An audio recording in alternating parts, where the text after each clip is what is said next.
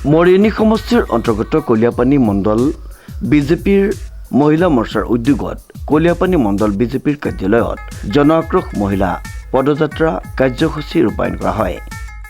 লোকসভাত মাননীয় দেশৰ প্ৰধানমন্ত্ৰী নৰেন্দ্ৰ মোদী ডাঙৰীয়াৰ নেতৃত্বত ভাৰতীয় জনতা পাৰ্টি NDA চৰকাৰে যুগান্তকাৰী এটা পদক্ষেপ মহিলাৰ ন্যায়, মহিলাৰ সুৰক্ষা আৰু মহিলা সবলীকৰণ লগতে মহিলাক পুৰুষৰ সমানে অধিকাৰ দিয়ালৈ এটা যুগান্তকাৰী পদক্ষেপেৰে মহিলা বিল উত্থাপন কৰিলে আৰু এই উত্থাপন কংগ্ৰেছ আৰু কংগ্ৰেছৰ লগত থকা যিসমূহ ৰাজনৈতিক দলে ইয়াৰ বিৰোধিতা কৰি চূড়ান্ত নাৰী সমাজক অপমানিত কৰা কেৱল নহয়, নাৰী সমাজক পিছুৱাই ৰখাৰ এটা যি ষড়যন্ত্ৰ ৰচিলে ইয়াত আমি ধিক্কাৰ দিছোঁ।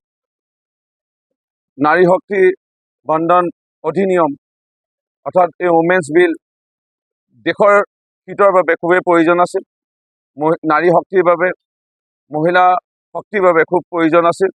আজি দেশজুৰি প্ৰতিবাদ হৈছে ইয়াৰ স্বতন্ত্ৰভাৱে আজি স্বতঃস্ফূৰ্তভাৱে লগতে আমাৰ আইসকল মহিলাসকল ওলাই আহিছে। সমগ্ৰ দেশজুৰি প্ৰতিবাদ হৈছে। বৰষুণৰ বতৰ তৎসত্ত্বেও ওলাই আহিছে। মই আমাৰ কলিয়াপানী মণ্ডল ভাৰতীয় জনতা পাৰ্টিৰ সমূহ মহিলা মৰ্চাৰ বিষয়ববীয়াসকলক, জিলাৰ বিষয়ববীয়াসকল আহিছে, সকলোকে ধন্যবাদ জনাইছোঁ। অলপ আগতে চেলেঙাটোতো বৰষুণৰ বতৰ যদিও আমি স্বতঃস্ফূৰ্তভাৱে আইসকলৰ দ্বাৰা আমি প্ৰতিবাদ জনাইছোঁ, ধিক্কাৰ দিছোঁ।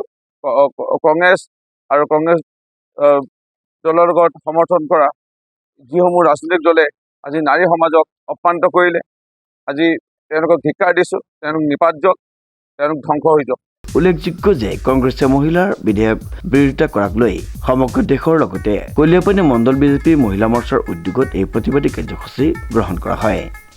প্ৰধানমন্ত্ৰী নৰেন্দ্ৰ মোদী ডাঙৰীয়াদেৱে এই বিধেয়কখন পুনৰবাৰ সদনত উত্থাপন কৰিছিলে, কিন্তু কংগ্ৰেছ আৰু তেওঁলোকৰ যি ইণ্ডিয়া এলায়েন্সে সম্পূৰ্ণৰূপে হৰ্ষোল্লাসে বিৰোধিতা কৰিছে। সেই বিৰোধিতাক আমি নাৰী সমাজে আজি অপমান বোধ কৰিছোঁ আৰু সমগ্ৰ ভাৰতবৰ্ষৰ নাৰী সমাজ আজি ওলাই আহিছে। কাৰণ আমাৰ নাৰীৰ যি ন্যায্য প্ৰাপ্য আমাৰ 33% আসন আমাক নাৰীক লাগিবই আৰু 34ৰ নিৰ্বাচনলৈকে যদি আমি ৰৈ থাকোঁ, নাৰী আৰু বেছি পিছ পৰি যাব। গতিকে নাৰী আমাৰ দেশখনক আগুৱাই নিবৰ বাবে, নাৰী শক্তি আগবাঢ়ি যাবৰ বাবে, দেশৰ উন্নয়নৰ বাবে, আমাৰ সমাজৰ যি অধিকাৰ, নাৰী সকলোতে যি নাৰী আগবাঢ়ি গৈছে, এই আগবাঢ়ি যোৱা ক্ষণত ৰাজনৈতিক ক্ষেত্ৰখনত কংগ্ৰেছ আৰু তেওঁলোকৰ সহযোগী দলসমূহে যি বিৰোধিতা কৰিলে, এই বিৰোধিতাৰ বিপক্ষে আজি সমগ্ৰ ভাৰতবৰ্ষৰ নাৰী ওলাই আহিছে যে কংগ্ৰেছে কেতিয়াও নাৰী সমাজক আগবাঢ়ি যাবলৈ নিদিয়ে। তেওঁলোকে কেৱল মাত্ৰ তেওঁলোকৰ নেপটিজিম, পৰিয়ালকেন্দ্ৰিক ৰাজনীতিক তেওঁলোকে স্থান দিয়ে।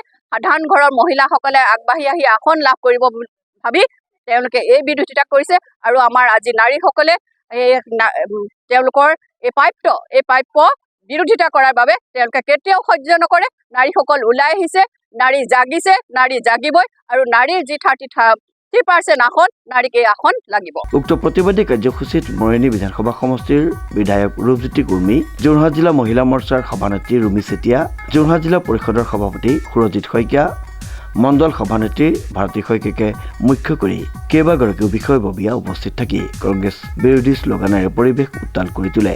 লগতে নাৰী সুৰক্ষাৰ স্বাৰ্থত মহিলাৰ বাবে 33% ৰাজনৈতিক সংৰক্ষণৰ বিধেয়ক গৃহীত হ'ব লাগিব বুলি দাবী জনায়।